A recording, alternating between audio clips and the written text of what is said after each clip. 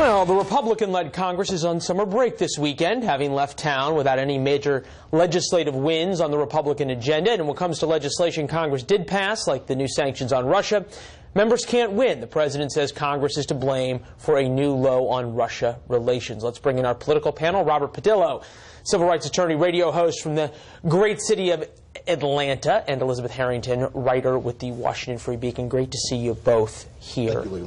Elizabeth, ladies first. We had the head of the Republican Party, the former head of the Republican Party in Missouri, on a few minutes ago, and he basically made the point that whether you blame the president or whether you blame Congress depends on which kind of Republican you are. Are you a Trump Republican or a conservative Republican? Do you agree with that? I think it's pretty obvious to me that the blame, when you're talking about health care, goes to the Senate Republicans, because the House was able to get it. Does that make you a Trump Republican? No, that makes you a Republican that's committed to the agenda, which was repealing and replacing Obamacare after 7 years of promising to do so. They had the chance because President Trump won in November. He actually carried a lot of Republican senators who were vulnerable across the finish line. It was him, and Pat Toomey said it's because nobody in Washington thought Trump was going to win. And he was like, we weren't expecting to be in this position, which is to actually follow through on your promises. It's a little different. Which is crazy to me, because, you know, the House was able to do it with Trump. And I really don't think it has anything to do with being loyal to Trump or not. It's being loyal to the Republican agenda. Robert, as Elizabeth points out, that Republicans are figuring out that it's a lot harder to be for something than it is to be against something. Democrats, on the other hand, seem to be simply against anything the Republicans are for. You're a little bit of a different type of Democrat, a little more conservative, a little more Southern. Do you like what your party's doing in terms of playing the resist Trump card?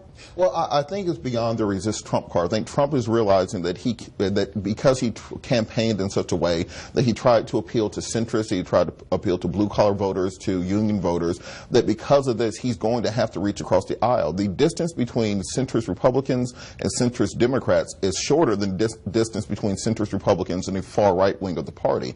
So coming back from the August recess, Trump is going to have to reach across party lines to at least get a few Democratic votes and Democratic support in order to push his agenda forward, or else we're looking at every single Republican in the House going into campaign mode immediately and the government completely grinding to a halt.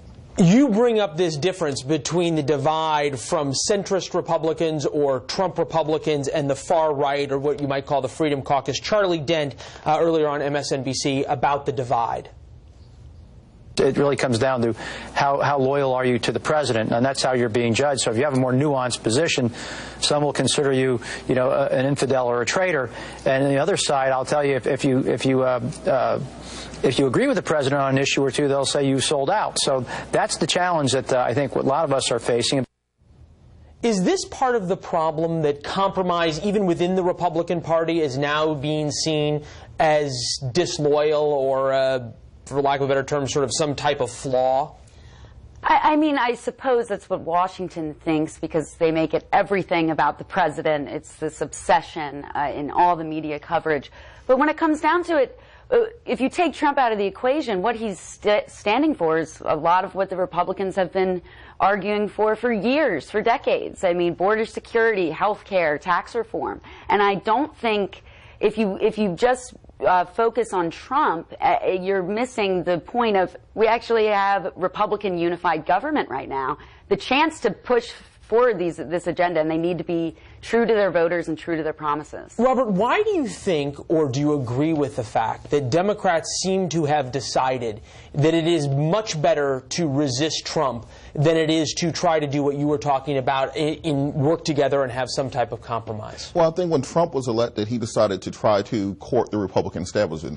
That's why you saw him bringing Reince Priebus into the Oval Office, the appointment of Jeff Sessions. He tried to become the establishment Republican. Now that he's seen that that's not working, Democrats, looking at a president hovering around 30% approval ratings, have no reason to run into a burning building and try to put it out, instead of just waiting to 2018 when we'll have Speaker of the House Maxine Waters and Senate Leader Chuck Schumer, and then they'll be able to control the government that way. As long as Trump is hovering around 30% approval ratings and Republicans appear to be in chaos, there's no reason to reach across the line.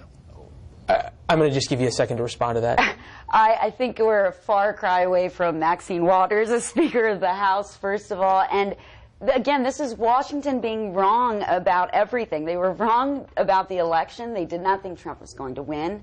And the fact that the only way Democrats will get back into power is if Republicans fail to meet their promises, which is getting rid of Obamacare. You answered the question. Real quick, final word. Oh, well, final word. If you're looking at a president who's attacking House and Senate Republicans going into Labor Day, when you're going to have these primary challenges come up, that's the way the Republicans will end up losing the House and the Senate, and we'll have Speaker Maxine Waters to address Trump for the rest of the administration. All right. Well, if that happens, we'll have you back to talk about it. Thanks for being here. I'll be here. All right. I'm sure you will. Thank you. Great to see you both. Thanks so much. Liz? Well,